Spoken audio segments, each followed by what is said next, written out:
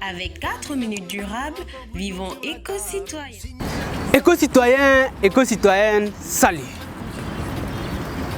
Un économiste français du nom de Jean-Baptiste Say écrivait en 1928 « Les ressources naturelles sont inépuisables, car sans cela, nous ne les obtiendrons pas gratuitement.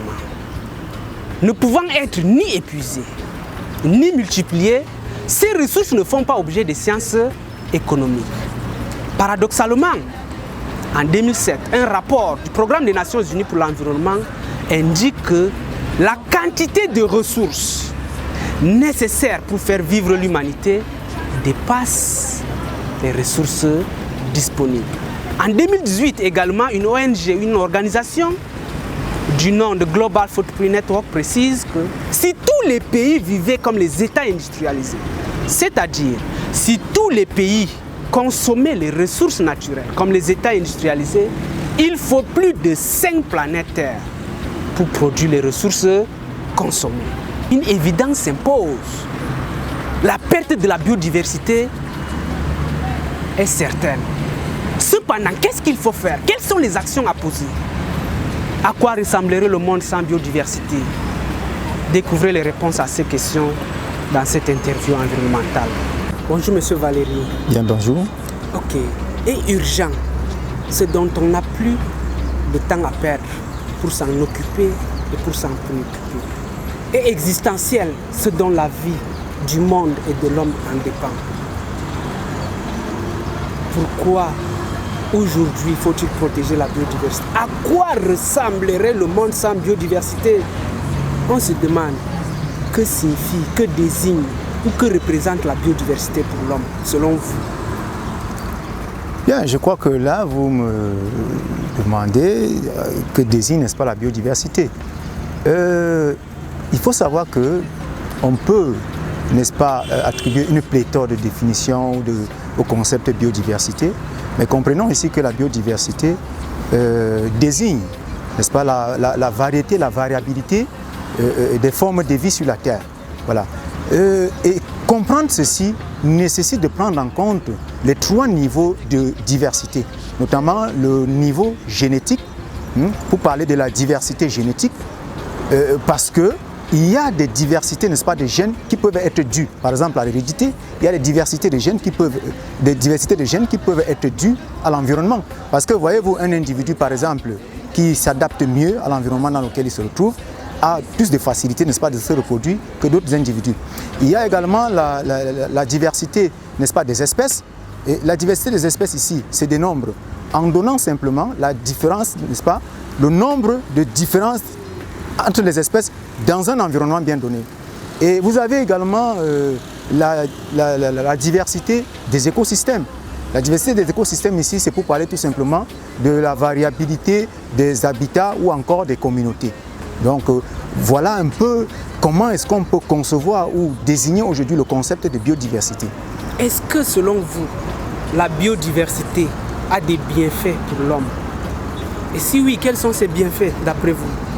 Des bienfaits, il faut comprendre que la biodiversité, n'est-ce pas, offre ce qu'on appelle, c'est-à-dire les services écosystémiques. Les services écosystémiques, pourquoi? Parce que la biodiversité, n'est-ce pas, offre, c'est-à-dire à l'humanité, un certain nombre de services de valeur à grande valeur, non seulement écologique, économique et bien sociale également. Déjà, il faut déjà comprendre que la biodiversité est un élément essentiel pour la production alimentaire. Vous savez que l'homme, pour se nourrir, il a besoin de chasser, il a besoin de cueillir, il a besoin de la pêche. Et étant donné qu'il y a des pays dans le monde, ou encore des zones, des régions, où, je vous assure, le système alimentaire des individus est essentiellement basé sur la pêche, la cueillette, et encore l'élevage et autres. Il faut également comprendre que la biodiversité est essentielle à la production des médicaments, pour parler, n'est-ce pas, du domaine de la santé. On continue, n'est-ce pas, de vanter les prouesses de la médecine traditionnelle, pour parler de cette médecine-là qui utilise essentiellement des substances venant de la biodiversité. Prenez par exemple le cas des pays, n'est-ce pas, d'Asie, qui aujourd'hui dans une grande majorité. C'est-à-dire utilisent des médicaments à 40 à 50%, utilisent des médicaments, n'est-ce pas, de la médecine traditionnelle. C'est-à-dire que c'est cette médecine-là qui utilise essentiellement des plantes. Également, la médecine moderne n'est pas du reste. Parce que quand on vous dit par exemple que il y a par exemple 50% au plus, n'est-ce pas, des molécules commercialisées par l'industrie pharmaceutique et que ces molécules-là contiennent, n'est-ce pas, des principes actifs d'origine biologique. Ce sont notamment des actifs qui proviennent des plantes, qui proviennent des animaux, qui proviennent, n'est-ce pas, des micro-organismes et bien d'autres encore. Et également, il faut également comprendre que la biodiversité a également une utilité pour la production industrielle et également la recherche scientifique.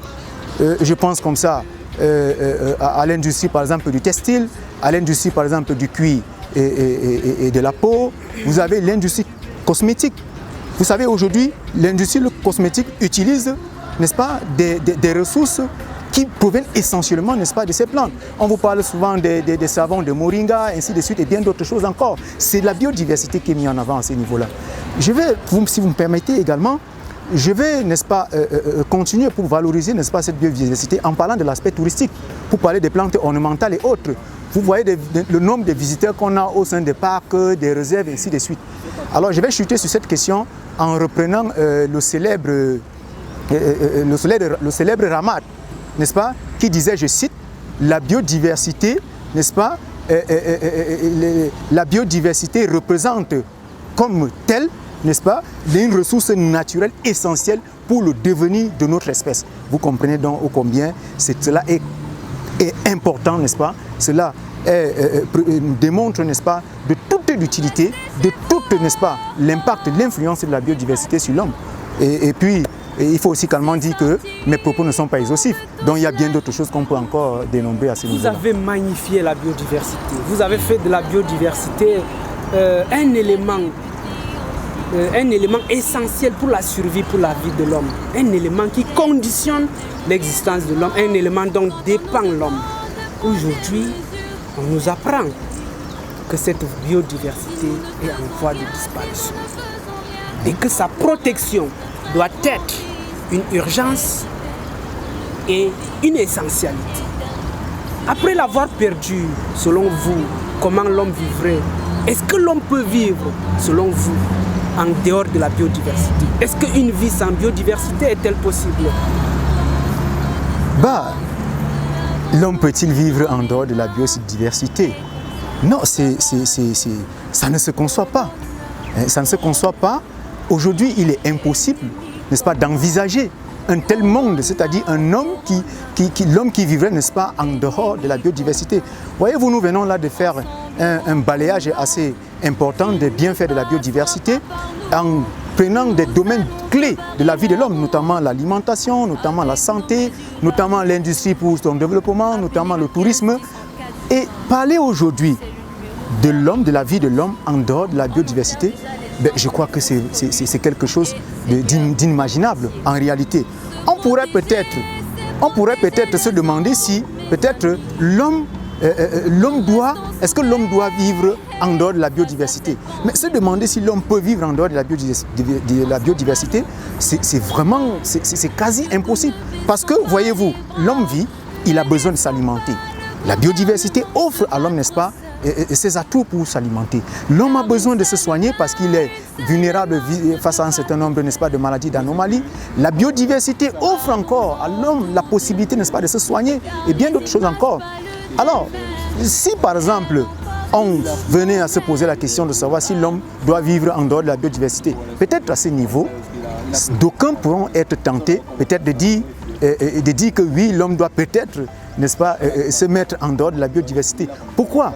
Parce que peut-être ils pourront se baser sur les quelques gifles que l'homme reçoit de la biodiversité. Oui, pour parler, n'est-ce pas, comme ça, de par exemple la pandémie qui fait autant de ravages actuellement, notamment la Covid, n'est-ce pas, de 19, pour parler peut-être de la peste, pour parler de la grippe aviaire et autres. Vous voyez, c'est tant, n'est-ce pas, de gifles que la biodiversité inflige à l'homme. Sur ces questions, d'aucuns peuvent parfois tenter de se dire que non, l'homme doit peut-être, mais en réalité, la question même à ce niveau ne se pose pas. Pourquoi? Parce que si l'homme même arrive parfois à recevoir cette gifle de la biodiversité, et qui peut amener des gens à dire peut-être que la biodiversité a peut-être des incidences peut-être mauvaises sur l'homme. Non, en réalité, c'est parce que l'homme incite, n'est-ce pas, d'une très mauvaise façon, la biodiversité. Si selon vous, Voilà. la vie ou l'existence de l'homme est impossible en dehors de la biodiversité, dites-nous, Monsieur Valéry, à quoi ressemblerait l'homme, à quoi ressemblerait le monde sans biodiversité, puisque le constat montre que cette biodiversité est en voie de disparition. À quoi ressemblerait le monde sans biodiversité? Vous voyez le niveau de souffrance que l'homme aujourd'hui s'est infligé en épuisant les ressources, n'est-ce pas, de l'environnement, notamment la biodiversité. Vous voyez toutes ces souffrances-là, n'est-ce pas, que l'homme vit. On vous parle également, on vous parle davantage de la famine, la faim qui augmente dans certaines zones. On vous parle, n'est-ce pas, de la disparition de certaines espèces et autres. Mais en réalité, vous, si on essaye de se projeter, on comprend tout de suite que nous sommes en train d'aller, c'est-à-dire en train d'aller vers un monde qui, en réalité, un monde qui ne pourrait pas exister. Parce que l'homme, en réalité, ne pourra plus se retrouver. Voyez-vous qu'un homme qui, à un moment donné, n'aura plus peut-être des espèces, que ce soit animales ou bien encore végétales, pour son épanouissement, notamment du côté peut-être alimentaire ou bien du côté sanitaire, ou encore même du côté même du loisir. Quand on vous dit qu'on a restreint maintenant le loisir de l'individu, tout simplement parce qu'il ne peut plus bénéficier, n'est-ce pas, de ces bienfaits, de ces prouesses de la biodiversité, mais c'est un homme qui, à un moment donné, court tout droit vers le suicide. Alors, par conséquent, c'est un monde en réalité un monde qui n'existerait pas. Donc, vraiment, et cela montre aujourd'hui, vous l'avez dit, l'urgence, n'est-ce pas, qu'il y a, n'est-ce pas, à protéger, à préserver, à respecter, n'est-ce pas, cette biodiversité. Parce que je le disais tantôt encore dans mes propos là, que l'homme en réalité, il incite, n'est-ce pas, d'une très mauvaise façon, la biodiversité. Pourquoi? Parce que certains peuvent, parfois, on pense souvent parfois que on est en train d'amener l'homme, n'est-ce pas, à ne pas utiliser la biodiversité. Pas du tout. En réalité, je dis, l'homme vit. Vous voyez, je prends l'exemple des virus, par exemple, qui font assez de ravages, de toutes ces maladies qui viennent de la biodiversité, qui font des ravages. Vous savez que tout ça existe depuis même bien avant l'existence de l'homme. L'homme vit en harmonie avec la biodiversité, avec tous ces virus et autres, tous ces éléments de la nature. Mais le problème, c'est qu'il ne faut pas les réveiller très mal. Vous voyez, quand vous êtes chez vous et que vous recevez par exemple un moustique, par exemple, rôde auprès de vous, vous avez tendance à caresser légèrement ce moustique. Mais quand vous recevez une piqûre sévère de ce moustique, vous voyez, c'est-à-dire la gifle que vous infligez à ce moustique, c'est pour montrer qu'en réalité, voilà la réponse de la biodiversité lorsqu'il est, n'est-ce pas, gravement incité par l'homme. C'est ça la réponse qu'il donne vis-à-vis de l'homme. Pour terminer, M. Valéry, puisque la vie en dehors de la biodiversité n'existe pas et qu'aujourd'hui, la préoccupation brûlante qui est constatée, c'est la notion des enjeux de la biodiversité. Aujourd'hui, la biodiversité est un enjeu pour tout. Un enjeu qui soit vital, un enjeu existentiel, un enjeu en termes même d'urgence. Qu'est-ce que vous dites en tant que personne du domaine à ceux qui nous écoutent sur les enjeux de la biodiversité? Quelles leçons est-ce que vous voulez transmettre ou qu'est-ce que vous dites de toutes les façons sur les enjeux de la biodiversité? Alors aujourd'hui, puisqu'on parle de leçons, et c'est très important, on a toujours, n'est-ce pas, parlé, n'est-ce pas, de leçons, mais aujourd'hui comme il y a urgence, parce qu'on parle beaucoup plus, n'est-ce pas, de l'urgence aujourd'hui, moi je voudrais tout simplement dire à tous ceux qui nous écoutent, tous ceux qui nous regardent et qui nous écoutent que la biodiversité, c'est comme le disait Ramad, c'est la ressource naturelle essentielle pour le devenir, n'est-ce pas, de notre espèce, c'est-à-dire que pour le devenir de l'homme. Alors, rien qu'avec cette phrase, chacun devrait comprendre qu'il est essentiel, n'est-ce pas, de respecter, de protéger la biodiversité. Ça voudrait tout simplement dire quoi? Ça voudrait tout simplement dire que tout ce qu'on veut faire, puisqu'on ne peut pas vivre en dehors de cette biodiversité, on a besoin de l'utiliser, d'utiliser toutes ces ressources, ces essences-là. Il faut les utiliser avec rationalité. Il est très important de les utiliser avec rationalité. De penser qu'aujourd'hui, quand on a besoin de se soigner, demain, on sera toujours malade parce que la maladie, elle sera toujours présente. Donc, par conséquent, il faut utiliser avec rationalité. C'est vrai qu'il y a une grande problématique parce que nous sommes dans des contextes très souvent, pour parler des pays africains et autres encore, des contextes, n'est-ce pas, de pauvreté, de misère, de faim et autres.